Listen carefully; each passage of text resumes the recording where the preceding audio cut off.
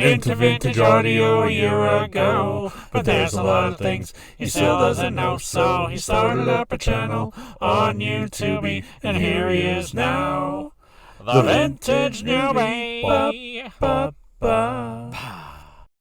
Hey gang, welcome to the first episode of the Vintage Newbie, which is just a rebranded version of Vital Vinyl, which was when I was talking about records. But now I've run out of records to talk about, so I'm talking about old stereo equipment that I'm into and that I have, but I've only been into this for about a year. Kind of like the song says that you just watched about, I think, 17 seconds ago. Yep. So if you're new here, welcome aboard. If you're old here, welcome back.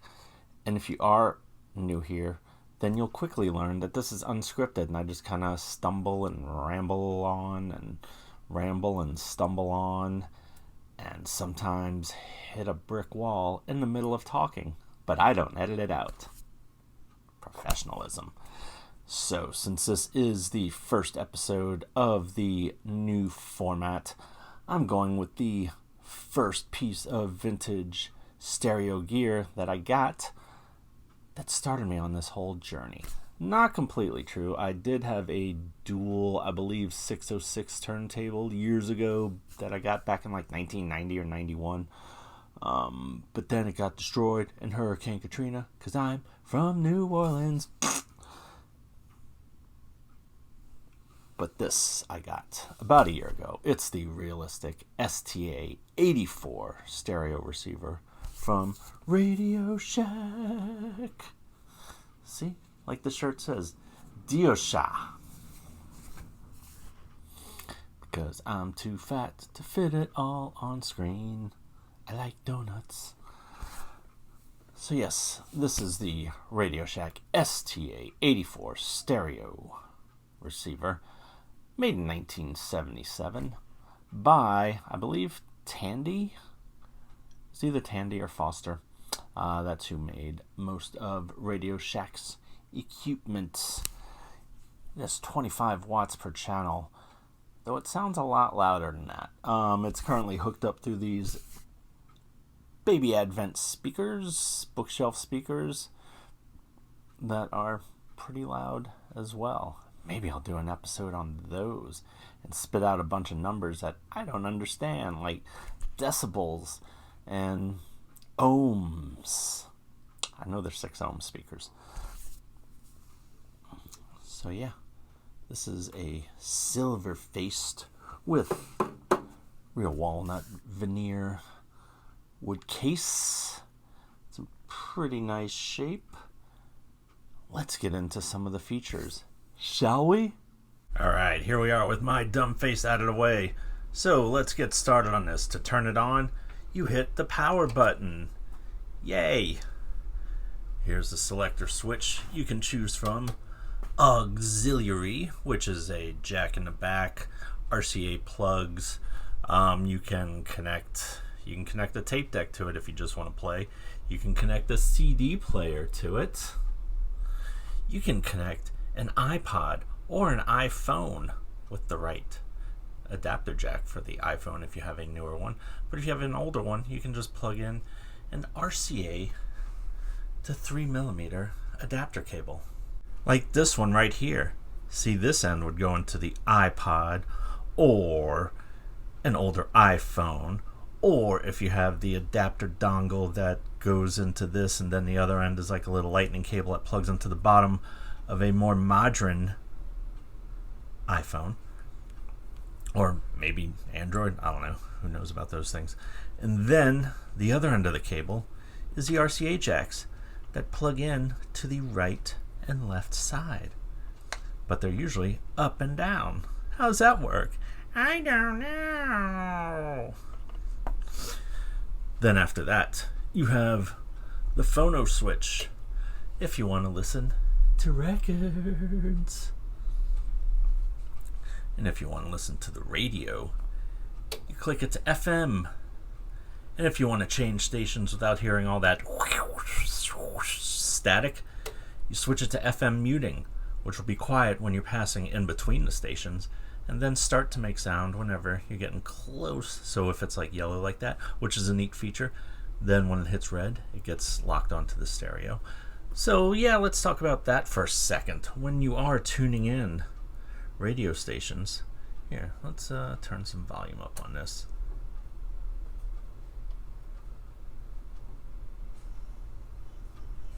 So it's kind of like static, but then once you kind of lock it in solid, is it going to pick up the station? Oh, we don't want to. There we go. It locks in red, so that's pretty cool. And then it's like a yellow. It looks white on this screen, but because of this camera, but it's kind of more of a yellowish orange. Then when it hits another station, it'll lock in red again. And this receiver picks up most stations pretty easily. What's good, Ninth Ward? Thank you for listening to Way Up. All right. So anyway, that is a neat little feature that I love because the red looks so cool with the blue and the black. Right. And then there's AM if you're like 100 years old and want to listen to the weather. Now, the other buttons. Tape Mon. That is the tape monitor switch. So if you're listening to anything, you could be the aux, the FM, phono. Once you hit the tape monitor, it'll cut all of that out.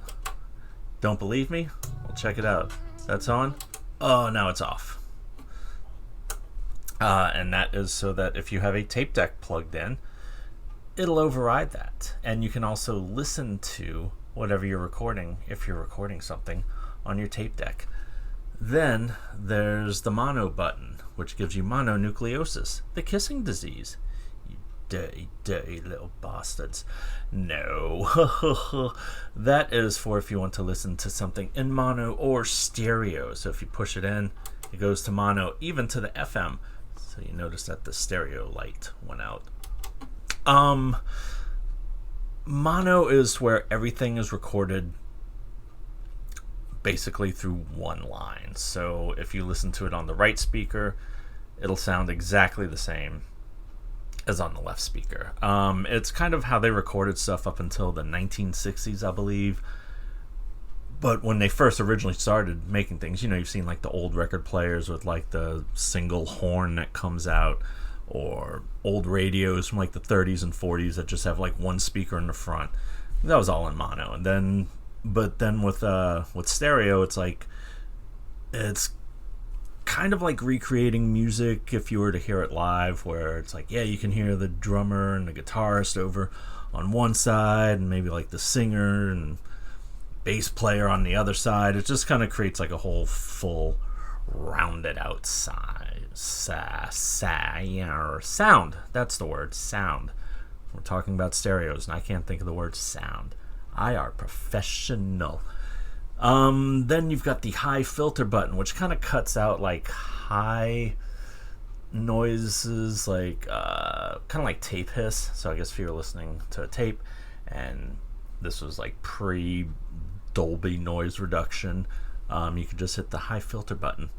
Loudness, it's kind of a bass boost. Now on this one, it was made with something called perfect loudness that would really just boost the hell out of the bass, like to where it was just really muddy and distorted. Especially at lower volumes, I noticed on this one. Like if I have the volume set on like 1 or 2, it sounds really muffled. And with the loudness button, you have to pretty much turn the bass off too. So since this is kept at moderate volume, loudness is off and it sounds fine. Auto M is for the auto magic tuning, which my understanding, because I haven't experienced it firsthand on this one, because I've read other people having this problem too, that the auto magic just doesn't work. Maybe it did back when it first came out, but that was 45 years ago. it kind of, when you were tuning into stations, I think like if you just kind of spun the dial or were turning the dial, like once it got close to the station, it would kind of just automatically pull it over to it. Neat little feature, I guess. Phones are for when you want to listen to headphones and not disturb those around you. But you could also have the speakers going too, depending on the setting, which is determined at the speaker thing here. So if you have it on out, sound will only come out through the headphones. If you have it on A, it'll have your first set of speakers. Oh, but you can't hear anything. Why? Because the tape monitor button's pushed in. There you go. See, they're all laughing at you. That's so funny to me. But Isn't it? Very rude, but quite hilarious. Oh, well. Speakers B, if you have like rear speakers connected. A and B if you have front and rear speakers and you want to listen to them both at the same time, but you have to have certain kind of speakers. On the back it says they have to be between 8 and 16 ohms of resistance or impedance. Rocking the baby Advents here, they are only rated at 6 ohms. So you don't want to have those going with another set of speakers, especially if you have another pair of 6 ohm speakers, like somebody did, which is why I don't have my Technics SA-5170 receiver anymore, because I blew it out by pushing low impedance speakers. Yeah. And then QVOX, which was a Realistic Radio Shack thing that they had in their receivers at the time, that was sort of a simulated surround sound. From what I have heard, the second set of speakers would be slightly out of phase with the first set, so it just kind of creates that whole full sort of half echoey kind of surround sound. Back to speakers A. All the time. Oh. Bass! How low can you go? Well, not too low because you want to sound cool.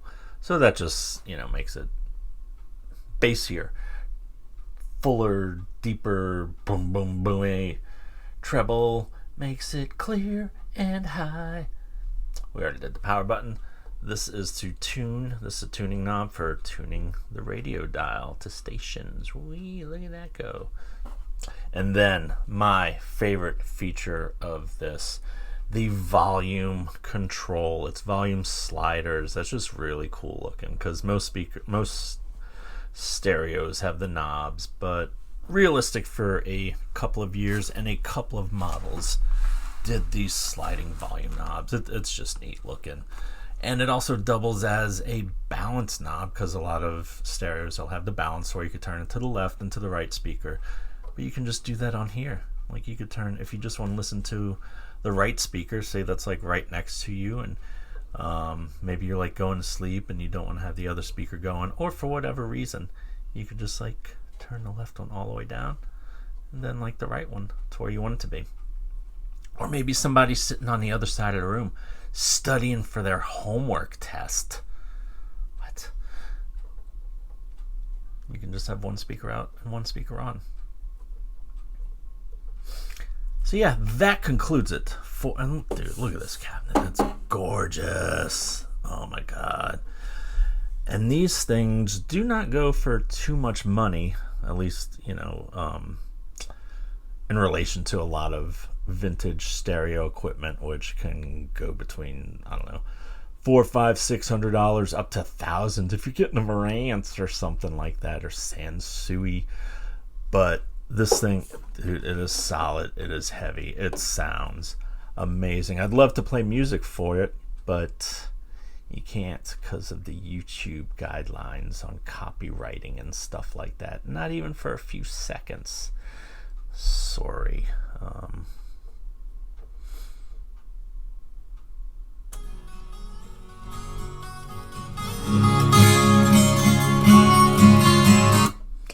Yeah, dude, that thing sounds amazing. And that was just on like 3 for the volume. 25 watts per channel. More like 27. Am I right? I don't know. But yeah, you can pick these up for a decent price, and I'd highly recommend it. It sounds amazing. It looks super cool. Dude, the blue, the black, the red, the silver. It's just cool as hell. And sounds great. Maybe you'll get lucky and find one like I did for free. Okay, I'm not turning this thing around to show you the back, but maybe I'll find a photo or take a photo of the back and guide you through all the jacks and inputs and stuff like that. If not, then I won't. Okay. Here we have the back panel to the Realistic STA-84. Starting over here on the left, there's an unswitched outlet. Now what that means is you can plug something into it if it's 60 hertz, 120 volts, and up to 200 watts. And it will always remain on. Some of these have an unswitched and switched outlets, and if it's a switched outlet that you're plugged into, then you'll only be able to use that device when the receiver is powered on. Otherwise, this one, an unswitched, is basically just like, a wall socket. Nothing is plugged into this one. This isn't really based on anything factual, but I just kind of go with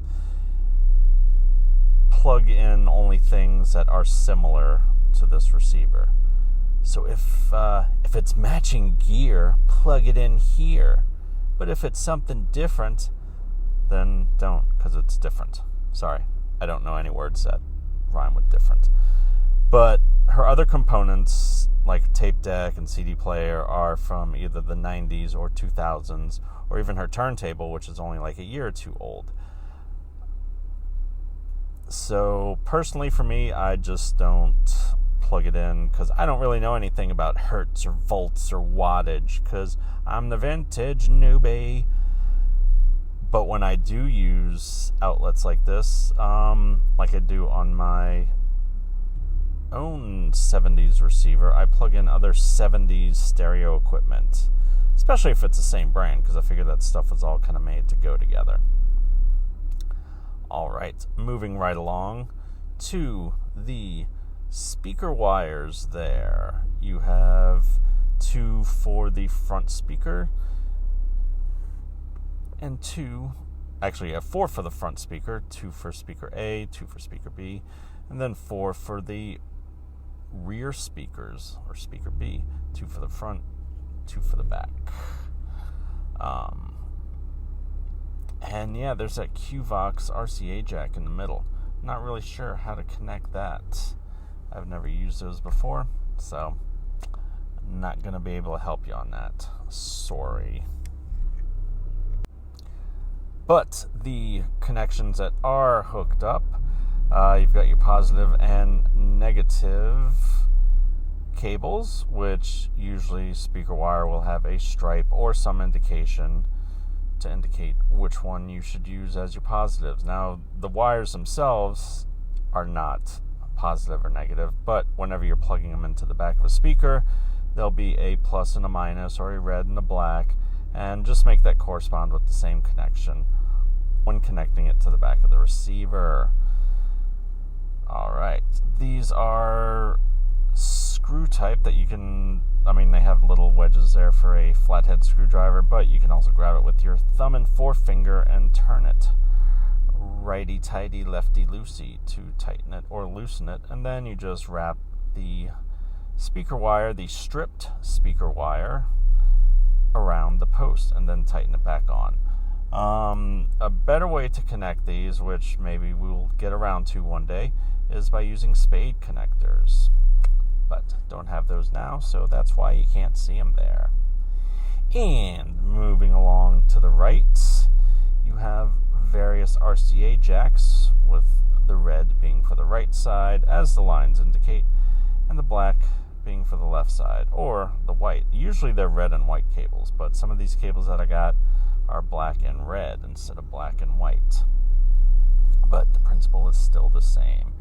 You've got your tape out, which those are the cables that go out from the receiver to the tape deck. So like if you're recording something, it'll go travel along through those into the tape in, or record rather, on the back of the tape deck. Then you've got your tape in, which is where the sound from the tape deck travels through to be played into the receiver. So the other end of that will be connected to the play or out RCA jacks on the back of a tape deck. Then you've got your aux jack. Now this is currently being used by a CD player, so it has the CD plugged into the back of that. But you can also disconnect that and use it with the RCA jacks for an iPhone or an iPod or whatever other digital device you might have. Or even another tape deck that could just be used for the play, but you wouldn't be able to use the record function on it. But yeah, that cable that I showed earlier that has a little 3.5 millimeter jack connected to the RCA cable that you would use for the phone or an iPod, that's what gets plugged in there. And then finally, the red and white cables are the phono or record player jack that's coming out from the back of the turntable and plugging in here. Now with an older turntable, you would usually have, which if you look like an inch or so to the right, there's a little screw that says phono GND. That means phono ground. That is a grounding cable, so you don't get a hum, an electrical hum from your turntable.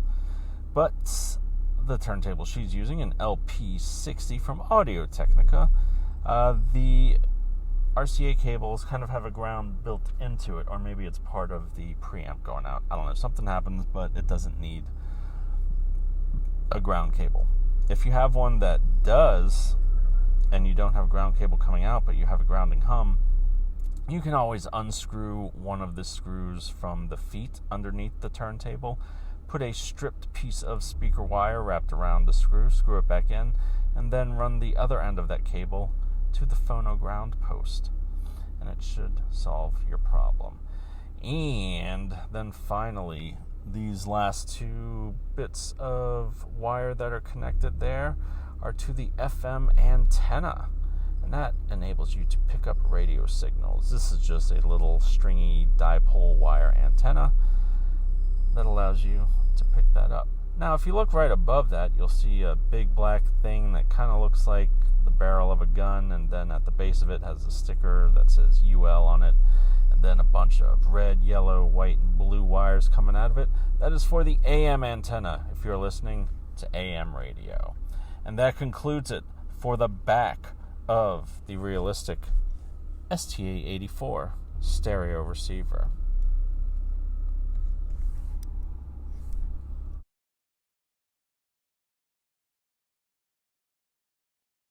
All right, well, that was a rundown of the Realistic STA-84 from Radio Shack. Again, great receiver, super cool, sounds amazing. I actually just looked it up on eBay, and you can get them for, was looking like between $125 and $300, depending on the level of functionality and restoredness. And then you got to throw in another, I don't know, like figure 50 to 75 for shipping. But check them out if they're look good, look like something you'd want. I highly recommend them.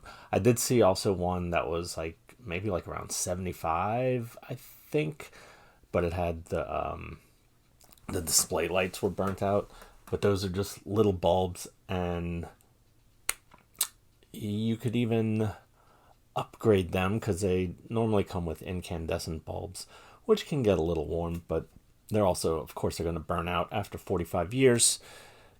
But you can replace them with LEDs, and if you do that, I highly recommend a young man named Joseph Mirabella, who is on eBay as Project BLK86, and he sells LED lights. That's where I got the ones for this right here, for that Pioneer. But yeah, and it was like $6 for those. Here is, if I don't screenshot it and put it on and edit it in that way, I'll just show you right now. There it is. It's blocking my face and my eyes, so I can't see if I'm holding it up properly. But there you go.